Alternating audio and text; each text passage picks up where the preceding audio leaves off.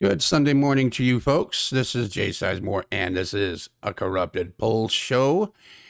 Got some good news to get out for you. Paul's Hardware, a streamer that you probably remember him from his days at Newegg.com many years ago.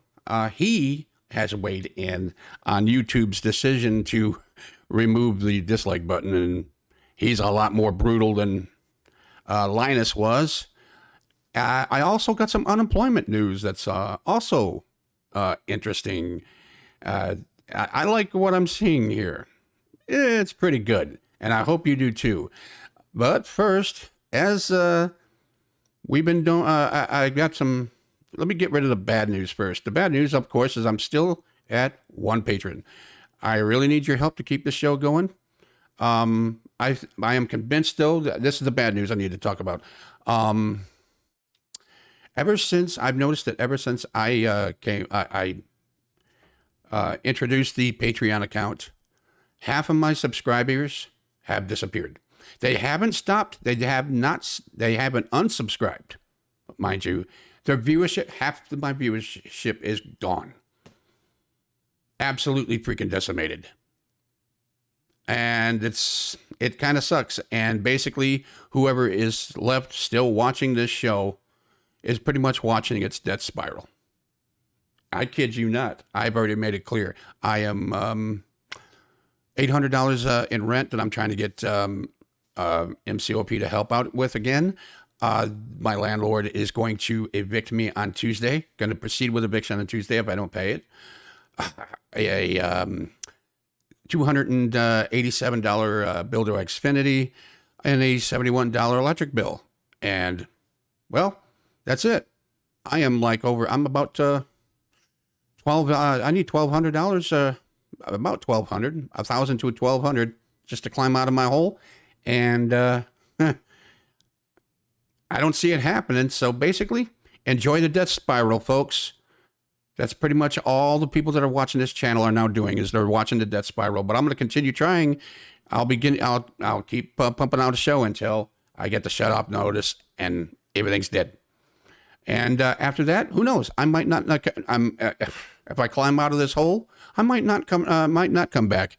This has been an experience that it reminds me of my blogging days at TBT, where it's basically a bunch of the same usual suspects, the same performative cronyism that decides whether you succeed or fail.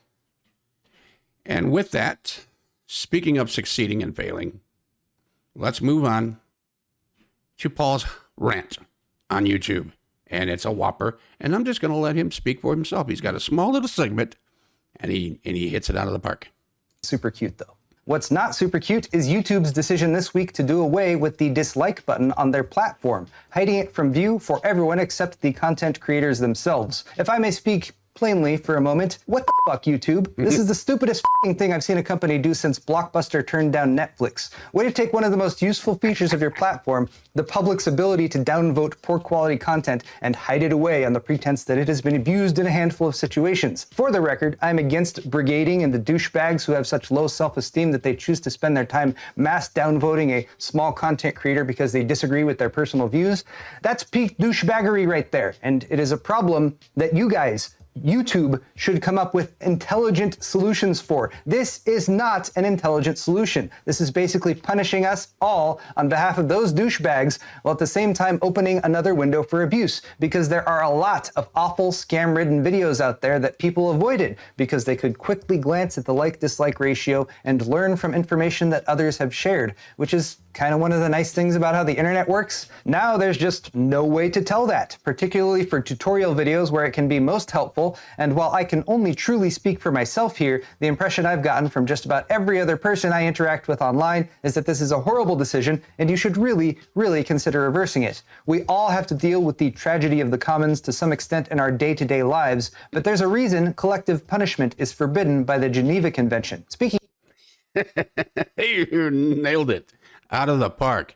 And it just goes to show what I was mentioning before in my previous video regarding Linus on the One Show, where he dragged YouTube through the ringer for this. It's not only is this happening, but as I made clear and I'll show you in a moment, the unemployment Reddit has been getting trolled. It's ridiculous how badly such douchebaggery happens on the unemployment forum and Reddit, on the unemployment subreddit, and I'm going to show you momentarily here. But this also goes to show, here's what, Linus is right. What needs to happen is you need to make it a chore, and not just with the dislike function. You need to make it a chore with the like function. In other words, whether you like or dislike a video, YouTube should force the person to make a comment and explain why. That way that comment can be published. And if it's trolling, if it's douchebaggery, we can moderate it. All of us that have YouTube channels, we can moderate that comment and throw it right out, provided the automated system misses it in the first place. And there you go. But you have to make it a chore. And it also goes to show you that I still like to see my little challenge to Linus and the rest of them. I proposed this in my previous video. It was an addendum. I'd like to see Paul get on that, and even Steve from Nexus Gamers, or Gamers Nexus. I'm sorry. I'd like to see him get on it if he can. I think all these people, all these tech people, should get on it on the little challenge I issued regarding building a server with either a Threadripper or an Epic or whatever, a Xeon processor, load it full of RAM, install the most lightweight freaking version distro of Linux on there, and then count how many freaking virtual machines that you can make on that system, and each one of these virtual machines has a slimline, like maybe Linux, Arch Linux or something. Doesn't really necessarily need a desktop environment. All you need to do with these little virtual machines is script them to log on to LTT, the LTT forums, Linus Tech forums, register, and log in and log out regularly on a scripted basis. Basically, you got it. I call this thing Operation Douchebot. That's the name I thought about it when I was sitting on my couch. Operation Douchebot. Because if these people, if Linus and his wizards, and even Paul and Steve, if these guys in the tech community can band together and find and script this thing out, what's that say about the likes on Twitter to people in power, politicians from both any side of the spectrum? What does that say about the ratio on corporate news? What does that say about everything? What does that say about manufacturing consent and manufacturing dissent? All digital, part of the freaking metaverse. I'd like to see what these gentlemen can come up with, because I think it would be rather enlightening, and it also might put all these dating sites in the dirt, if you catch my drift. And with that, let's go on to what I mentioned earlier about unemployment. This is from CNBC is saying this, a record 4.4 million people quit in September. It was 4.2 million in August. Now we've got 4.4 million people has said, that's it. Take this job and shove it. And it says, as the great resignation shows no sign of stopping. And then there's some interesting tidbits in this article. A record high 4.4 million people, or 3% of workers, quit their job in September, according to the BLS, released Friday. It's their latest job openings and labor turnover survey. The tight market, where workers have more leverage to move around and employers are doing everything they can to staff up, is already impacting the holiday shopping season, said ZipRecruiter chief economist Julia Pollack. And there's a reason to believe quitting will continue well into 2022. Now, here's the interesting part. Here's the fun. I just sat, when I read this section, I sat here and grinned. My little Cheshire grin. Where people are quitting. High turnover is primarily concentrated in essential frontline industries where jobs can't be done remotely. Some of September's biggest losses come from the already strained leisure and hospitality, retail, which includes grocery and whatnot, manufacturing, and health service industries. People left their jobs fastest in the southern region of the country.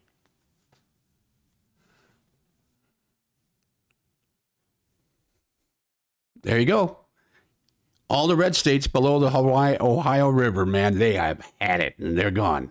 Same with Alberta. More conservative right-wing populism is driving this, and guess what? Progressives are agreeing, and they're following about up the door. And the irony here was, when I first started this show, one of the things that I was railing about was the fact that we needed a general strike in retail, fast food, grocery, sanitation and garbage collection, restaurants, and nursing. The only thing I missed and I didn't get was the leisure and hospitality. And nursing still hasn't, it's following exactly the general strike plans that I wanted to see 6 months ago. It's phenomenal. And the only thing missing from this equation, the industries where people aren't quitting, is in garbage collection. I haven't seen anything, any information whatsoever, any statistics that's saying that, wow, it's snowing out here. Holy shit. Anyway, I haven't seen any information suggesting that garbage collection and sanitation workers are walking off the job. But if that were to happen, that's it. Game over. You know, when your sanitation crew's saying, guess what? All the trash in the maggot's going to pile up. You're going to have, it's rodent time. Guess what's going to happen? People will like, and they will get off, they will get off their asses and do something about it. You will see the shit clean up really quick.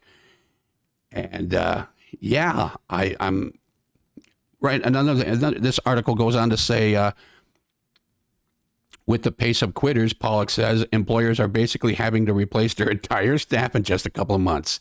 It's really quite dramatic. Let me mention something about this.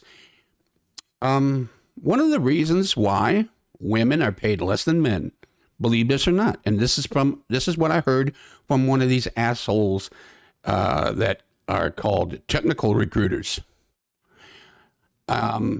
Technical recruiters used to be relied on and paid six goddamn figures sometimes to go into a place of employment, interview people, walk around, look at things, make notes, and then tell the boss who hired him in the first place and threw all that money at him what he needs to do to turn his company around.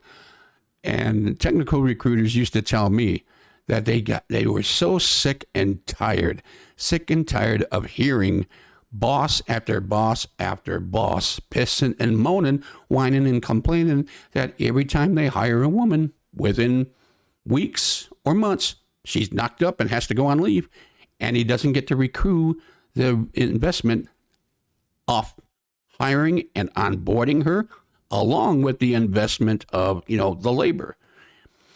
the human capital stock. So the theory that, and they've said that these bosses pretty much use wage discrepancies between male and female as a tax on reproductive freedom. On a tax, it is a hidden tax on a woman's vagina, pretty much, and on her uterus and everything. So that's why they deliberately pay the women less to help recoup some of the loss that they would incur if she gets knocked up and goes on leave. But men don't have that problem. We don't have to carry the babies. So that's how that works. And a lot of all the technical recruiters that I talked to about that, they said that was the number one reason they quit. They couldn't take these assholes anymore. These out of touch sons of bitches. They just couldn't, like, I can't do it. I want one of my buddy that a friend of mine that committed suicide and back in 2003. He said that every time when he heard one of his bosses say words to that effect, he'd want to stick he wanted to stick him head first into the laser copier, with all the wheels, and spit him out the other end. And I didn't blame him right there. People don't realize that that's how these lunatics, that's how these moron corporate executives think. And let's continue on. Quits increased in arts, entertainment, and recreation, like people who staff events. Well, that's a no-brainer, because it's actually quite hard to throw an event anymore, which ranges from auto workers to hairstylists to laundry workers and local and state government jobs. So far, roughly 34.4 million people have quit their jobs this year, with more than 24 million doing so since April. By comparison, 36.3 million people quit their job in all of 2020. So, yeah, it's got to keep going. And the link to this article will be in the description. So let's move on to Reddit, where I actually got this article from. This was posted one day ago by Culture Anxious, who says a record-breaking 4.4 million people quit their jobs in September, primarily in low-wage sectors like food and retail. The labor movement is making changes, and hopefully the job openings will start to benefit those still seeking livable wage work. This is me. I am known as Senpai Sai on Reddit, and I said they didn't quit their jobs, they quit their bosses. Right here, seize the means. This person here. Now, let me keep scrolling here, because I want to show you what I've been talking about in relation to the douchebottery going on in this subreddit, where, right here, look at this comment, 0. You know, on Reddit, if you make one comment, it's automatically a 1. Okay. Somebody downvoted this comment, and right here it says, it's simple. It's a very benign statement. Well, I guess we're all holding out together. New grads, entry-level people, and low-wage work are all in it together now. And he gets downvoted. We continue on right here. This was a cool thread. One of my buddies is hanging in there. He's refusing bad offers left and right from corporate agencies. He says they keep offering him horrible positions nobody wants, and they only call him when they get desperate. 11 upvotes. Everybody can identify with that. This person, Nico Kitty 1201, says, I'm in the same situation. I keep getting crappy job offers from places with hourly rates from $9 to $12 an hour. I'm not even going to consider working for any less than $18 an hour. I respect your buddy for knowing his worth. 9 people upvoted it right here. The reply, I legit had a guy tell me my 5 years experience for a medical position nets me $12 an hour.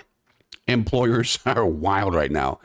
I come in with this response. I'd have put that boy on TikTok. Yeah, I legit laughed out loud at this. Same man here, same, declined immediately, huh? So do I. And then right here, Mr. Skullbottom comes in. What Well, this is getting downvoted. The entire thread. The entire thread was getting freaking mass abused and downvoted. What the hell is going on? This is all getting downvoted to hell. I mean, I hardly call this downvoted when considering this sub as a whole. Look at most other posts. 90% of any questions that are asked here are downvoted under 50% within an hour. Edit. Literally having my point proven. Right now, 12 of the first 20 posts are downvoted to 0. But I'm downvoted for stating an indisputable fact. And he had a 0. I gave him a 1. I upvoted him. Right here, yeah, there are plenty of troll farms out there trying to monopolize information visibility. Perfect phrase, perfect comment. And it also shows what's going on with this issue that Paul and Linus and me have been railing about. All of us, pretty much, who hate this goddamn YouTube decision. It is that they have troll farms that are trying to monopolize information visibility. This goes on. I recently deleted 2 completely legitimate questions because they completely lost visibility over downvotes. One was at like 20% after a couple hours, and the next day was just off the first page. I really think this page has a lot of nobody wants to work trolls that believe anyone posting here is just trying to scam the system. And I come in there with my response. You know, I talked about this on my YouTube channel. Can't even sneeze in this sub without getting downvoted, and like clockwork. Right here, I agree with you. I get downvoted every time I post a question. That wasn't a question. He gets downvoted. And the next one right here. People who live in total fear of losing their possessions see stuff like this and think that they can squash a movement before it has a chance to affect them. They don't care that the rest of the world lives in shit and are slaves. The other half will pull the whole, what about my kids? What about my family? While completely ignoring the world their kids, family are going to be living in if it keeps going the way it is. Too long didn't read? Downvoting this is the equivalent of an ostrich putting its head in the sand, which is really as far as their thought process allow them to go, as evidenced by the fact that they won't respond. Yep, exactly. And I come in there with this, I respond, and this is the last reply in the thread. I said, they also believe in the boomerang theory. All these people quitting their jobs will be crawling back soon enough, like a streetwalker slinks back to their pimp. Might want to cut that Grandma Ash in half there, Cheech. It's bad. And basically what these troll farms are doing, what this subreddit is going through, is the douchebots. The douchebots have one thing in common. They are of that Ayn Randian, pull yourself up by your bootstraps, insufferable libertarian assholery. And yep, that's just what it is. And that bent, it is that bent, that philosophy, that tribe that is doing all this downvoting trolling. And it sucks. And it's bleeding into everything else.